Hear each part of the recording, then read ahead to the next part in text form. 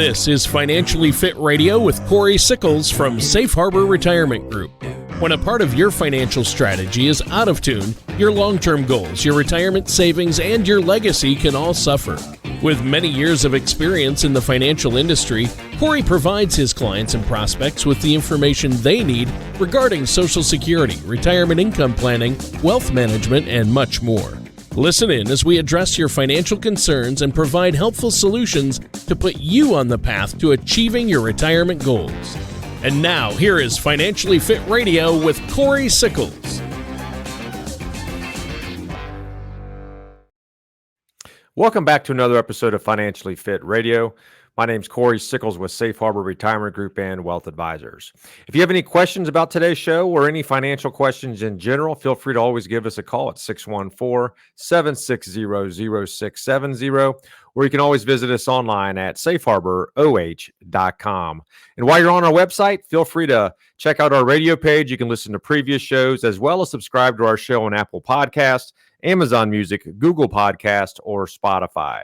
Also, feel free to visit our YouTube page. Just type in Safe Harbor Retirement Group. You can watch today's show.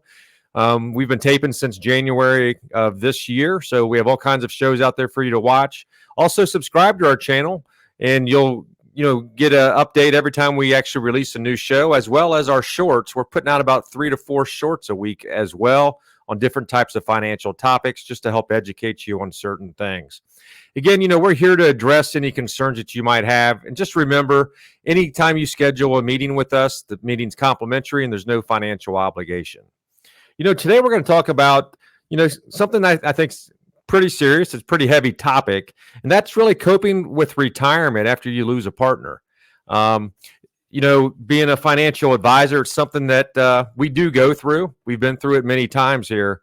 And we'll talk about, what you really need to kind of do. Obviously, it could be unexpected. It could be over a period of time. But at the end of the day, you no longer have that spouse that you're with, and it's something that you have to deal with. But before we dive into that, let me introduce you to my co-host this week and every week, and that's Tony Shore. Tony, how are you today? I'm doing great, Cory. Good to see you, and great to be seen. Great to be here. Thanks for having me on the show. We were talking before the show. Last weekend, I celebrated my dad's 81st birthday, and my mom was able to be there with us, and my wife and I went down, and a bunch of dad's friends came, and it made him happy because this is his first year birthday celebrated in assisted living in his apartment when he's not on the farm. So we wanted to make it feel good for him. So that was fun.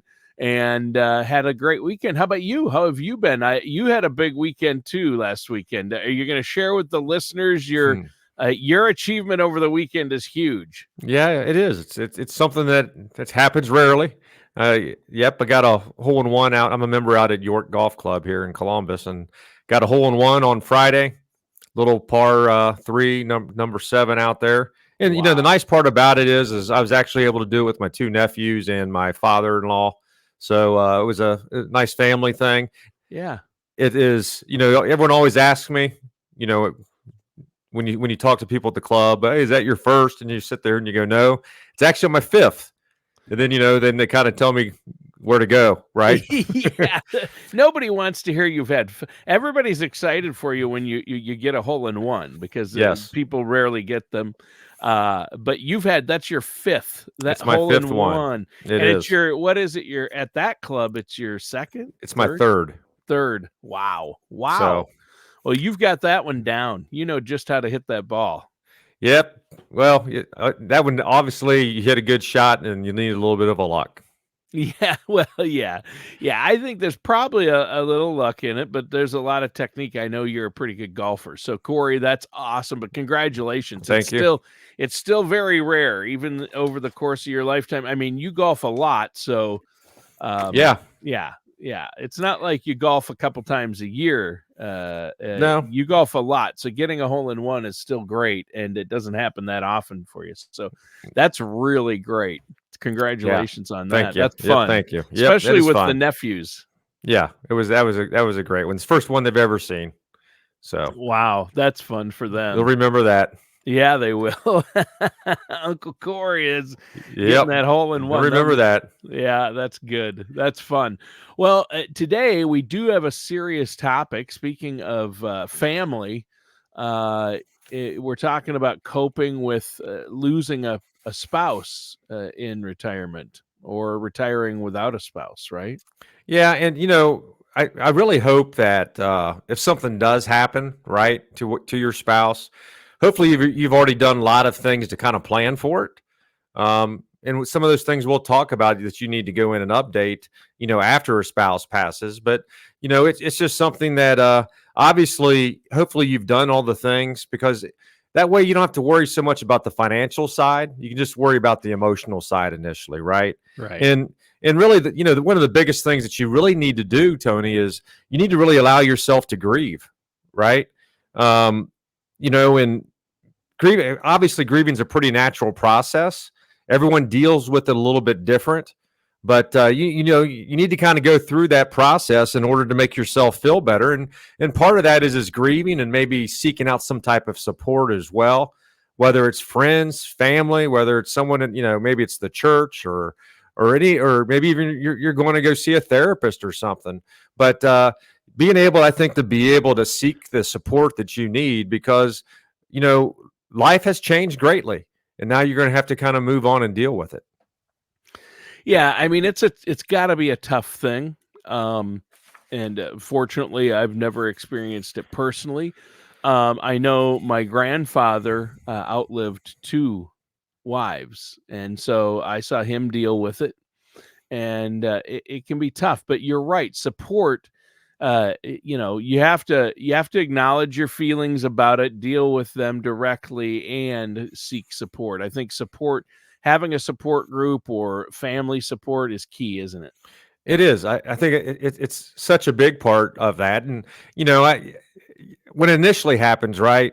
A lot of times your family all comes in, and they might be there for a week or whatever that is, as Hmm. as you plan for the funeral or the memorial or whatever your actual celebration of life or whatever you're Hmm. doing.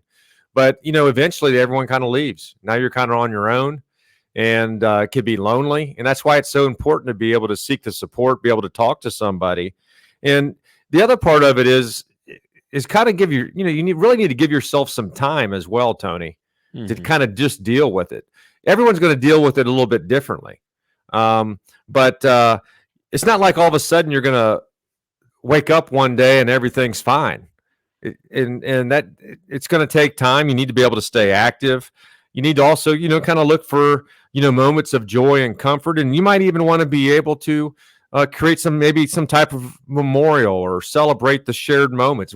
And more than anything, what I see anymore is you have a handful of people that'll kind of go through their old regular process, where someone passes away, you have a funeral within a week, and then, that's kind of done. And then uh, now what you're kind of seeing is, a few months later, like a little celebration of life, and just to be able to kind of plan what you really want to be able to do.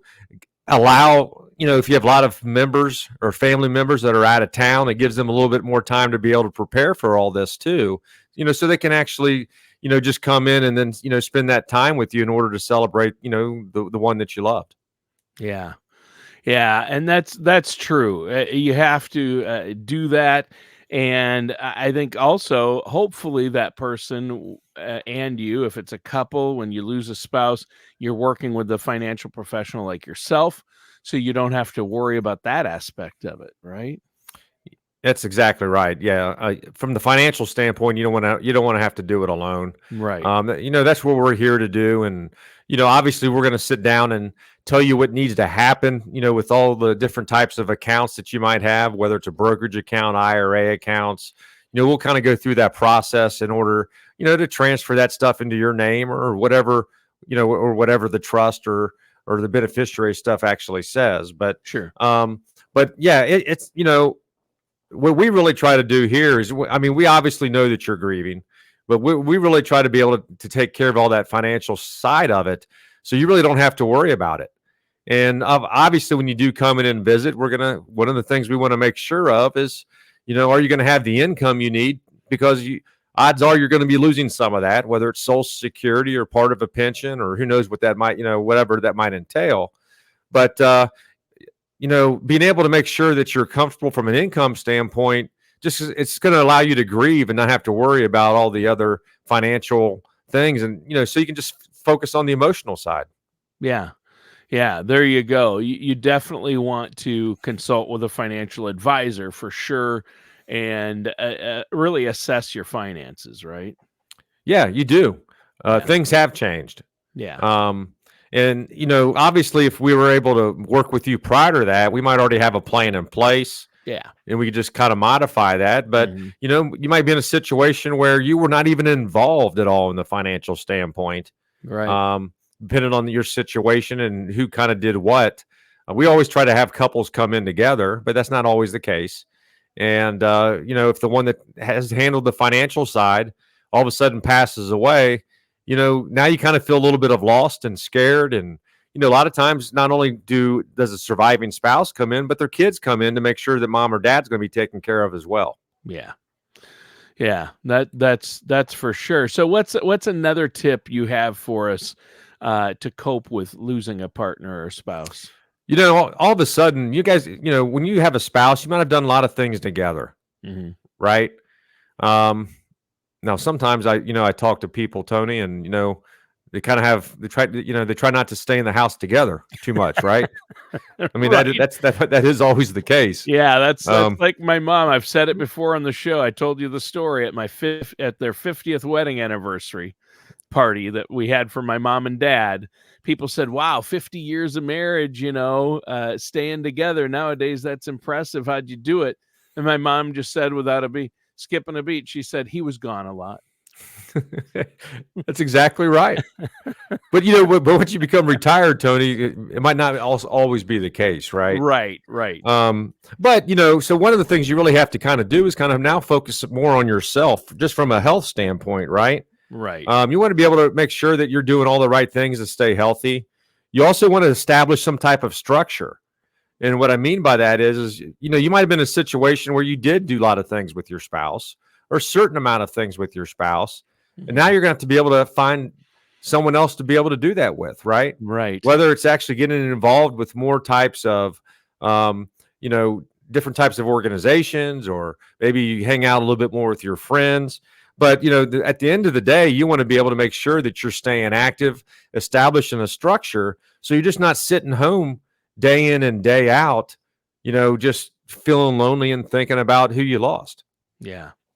Yeah, that is huge. You definitely want to, you have to have a structure and a plan, and you have to be able to move ahead, right? You do. And part of that is now that you're going out and you're meeting with people and things like that, Tony, you might be able to even find more different interest that maybe you didn't think you had, or maybe your other spouse was holding you back on some of the interest because you were doing so much together, and maybe you want to travel, or maybe you want to join different types of book clubs or any type of club, just to be able to get out and hang out with different types of individuals.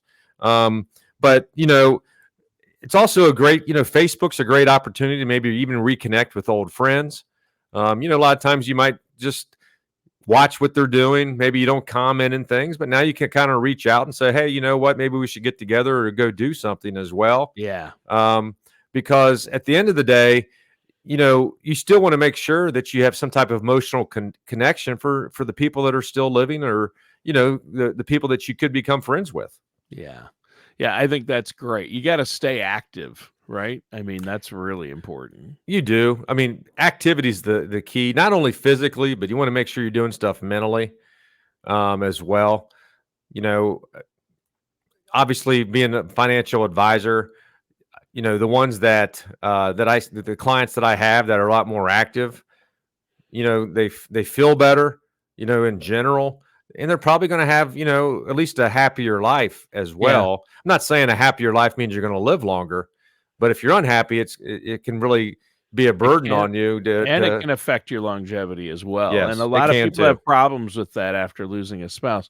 So what's the next point you want to make for us that we need to consider after losing a spouse?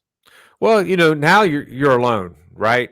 potentially. And Yeah. maybe this is a great time for you to be able to look at maybe downsizing the house that you're in, Sure. possibly relocating. One of the Yeah. things that I see more than anything is now that you lose a spouse, you might want to relocate to where your kids are or where your grandchildren are, just so you can be closer to family. So that's going through a process in order to do that. So, as a matter of fact, we have something coming up here the week of September 15th on a Sunday, where we have down. If our listeners go to downsizecolumbus.com, we put on a show twice a year to where we have all the what I would consider professionals that talk about specific things on how to downsize. Right? It's not that easy. There's a lot of stuff that goes in with downsizing. It's just like anything else. You're going to move.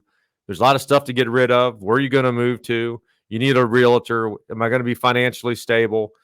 Am I going to be able to do this? Do I have to go out and get a mortgage financially? Right. So there's a lot of things that kind of get involved with all this, and it's a great way to be able to learn and listen and be educated on how to properly downsize, because I see this more and more with my clients, yet alone, once one passes away. Yeah. Yeah, that can really happen. So I do like that idea of downsizing, maybe a senior living community where you can socialize with, people your age and like-minded people. I think that's great. Yeah, it is. It is a great situation, and yeah, I think it's something to be able to become educated about, because at some Yeah. point in time, whether you lose a spouse or not, Tony, you're going to be starting thinking about downsizing. Yeah. You don't no longer need the big house, No. 3 levels, 3-level stories. One of the hardest things to find in the Columbus area is a single floor home. Yeah. Yeah, they're hard here too. Right. We're around our neighborhood. We've looked, because Sarah and I are starting to look like we're sick of the split level we've got. We got a split level, and we're like, let's find a they call them ramblers or ranch style homes. Sure. And they're really scarce and hard to come by. Yeah, they are hard to come by, and a lot of people are moving to outside of the Columbus area to be able to build that house or whatever they want to be able to do to have that single, that just to have that type of floor plan. Yeah. Because you don't need it. And the nice part is hopefully the majority of your house or all of your house is paid off on, so you can take that cash and use that and hopefully have a little bit of extra money as well when you move into that new house. Yeah. With 11,200 people turning 65 every day in this country, and that's a lot, and that's going to be happening for a number of years. That's what the statistics show. That's what's happening. I would think they would be building more single level homes, but sure. Yeah. That's exactly right. But the other part of that, Tony, is there's not a whole place to build them in some of these cities either. That's true. In cities, there's no room. Now, one thing you are seeing a lot of, though, are you're seeing more of these, 55 plus communities. Yes. Right. And that's a good situation because everyone's 55 or older. Right. Most of them are going to be retired or nearing retirement. They're going to have activities and things that kind of take place there.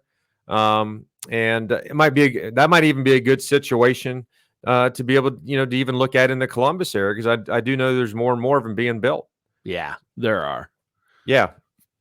Now obviously one thing that I think everyone really needs to think about too, Tony, is this. Hopefully you have all your legal documents in place, right? And obviously, if you lose a spouse, now you have to make sure everything goes out and gets updated to where you really want it to go. If you're in a blended family, and hopefully you've already had the discussion, with the spouse that you lost on how those funds are going to really be distributed, and hopefully you'll honor that wish as well. But you do need to go in and update your wills, or if you have a trust, definitely your beneficiary information with any financial accounts. We go through all that as well. You might have to go through the process of, putting the spouse's IRA into your IRA now, and there's name changes and things like that we, help our clients with.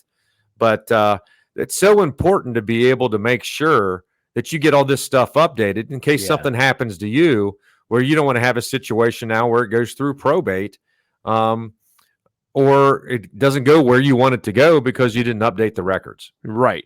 Yeah. Get that done now, before you run into the situation with the loss of a spouse, yourself or your spouse. You've got to have your legal documents and your estate planning documents all set.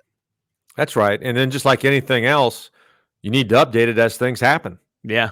And this is obviously a situation. If you lost a spouse, everything does need to be updated and confirmed the way that you now want all your assets to be, going to your beneficiaries.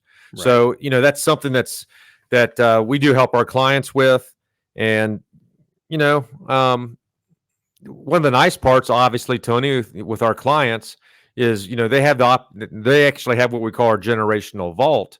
So they're able to actually go in and update all this information, upload the documents, and then they have access to all these documents 24/7, 24 days or 24 hours, 7 days a week. That's awesome. And you can also give access to your trustee or your executor so they have access to this information as well. So that means they can go in and get your will, your financial, your healthcare power of attorney, or your living will, right? And one thing that I think what a lot of people forget about is this. Hey, I'm in Ohio, but you know what? I'm going to live 6 months of the year in Florida, or I'm going to go 6 months of the year in South Carolina. You might need to make sure that you have 2 healthcare power of attorneys, for example. So you have one in Ohio, and also make sure you have one in the state that you're actually, living 3, 4, 5, 6 months of the year in as well, because they might have different laws in the state of Ohio. Yeah. Yeah, that's true. And different states have different laws regarding that. Is long-term care something that needs to be considered for yourself, possibly after the loss of a spouse? That's It's important. something to always look at. Obviously I have a lot of single clients too that have already lost their spouse when they come into us. And I think one of the things they're really worried about is who's going to take care of me. Right. Right. Yeah. And they don't want to be a burden on their kids in most cases. So it's always a good thing to be able to go in and look at those type of, things, whether it's being able to plan, because with most products we've talked on before, Tony, hey, it could be long-term care. It could be death benefit. It might even be, you might be able to have access to some money for if you're deemed terminally ill. So there's a lot of different types of products and solutions out there, but I do know this. I think a lot of people are afraid of being alone and they're the ones that are actually going to be having the ones that, to deal with finding assisted living. Yeah. And paying for it. Yeah. Yeah. Yep. That is so true. And that is something that can be really hard, especially with the costs involved. And that's where you come in. You can really help people plan for that ahead of time. So there are a lot of different things and tools and strategies that can be used now to help cover that. Exactly right. And you're going to probably need that care at some point. If you lose your spouse, they can no longer care for you. That's for sure. And eventually, over 50% of people are going to end up needing long-term care in their lives. So because we're starting to live longer and longer, and then long-term care comes into play. So what's something else before we go today that you want to leave our listeners with? What I would probably tell you, for our listeners out there is, you really don't have to go through, at least through the financial and all the other things that come with that by yourself. Right. You might be in a situation where you did no planning, but, we're really here to help and guide you to make sure that you're going to, have that success, after you lose a spouse. From a financial standpoint, but we also want to make sure from an emotional standpoint, you're going to be able to deal with that as well. It's not easy to deal with. We have experience with this, and it's just something that, hey, if you don't have someone to lean on from a financial standpoint, schedule a complimentary, no obligation meeting with us. And even if you're afraid about, you don't know all the details and you are married today or have a spouse today, schedule the meeting. We can make sure that everything's going to be right for you. In case something does happen to, one of you. Yeah. I think that's so important. So let our listeners know how they can get a hold of you, Cory. Yeah, our phone number is 614-760-0670. And again, our website, safeharboroh.com. We have 2 offices, one in Easton, one in Dublin. And just remember, all meetings are complimentary. There's no financial obligation. We're really here to help and guide you to make sure that you have the retirement that you want. And again, our phone number is 614-760-0670 or visit us online at safeharboroh.com. All right, and that does it for today's episode of Financially Fit Radio with our host, Cory Sickles. Thank you for listening to Financially Fit Radio. Don't pay too much for taxes or retire without a sound income plan. For more information, contact Cory Sickles at Safe Harbor Retirement Group. Call 614-760-0670 or visit their website at financiallyfitoh.com. All matters discussed during the show are for informational purposes only. Each individual situation may vary, and the opinions expressed here may not apply to everyone. Materials presented are believed to be from reliable sources, and no representations can be made as to its accuracy. All ideas and information should be discussed in detail with one of our qualified representatives prior to implementation. We are not affiliated with or endorsed by the Social Security Administration, the Federal Medicare Program, or any other government agency. Calling this number will direct you to a licensed sales agent.